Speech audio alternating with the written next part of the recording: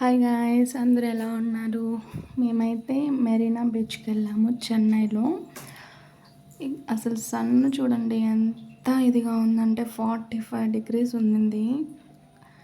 చాలా బాగుండింది ఈ మెరీనా బీచ్ అనేది.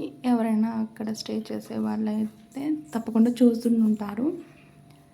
చాలా బాగా అనిపించింది. కానీ ఎండకి మాత్రం అసలు ఎట్లా అంటే ఉంది, ఇలాగ బ్రిడ్జ్లా ఉంది. ఇటు సైడ్ అంతా చేపలు పడుతున్నారు. సో ఇదంతా వ్యూ అనమాట. పైనుంచి ఆ బ్రిడ్జ్ మీద నుంచి తీసాను. చాలా బాగా అనిపించింది.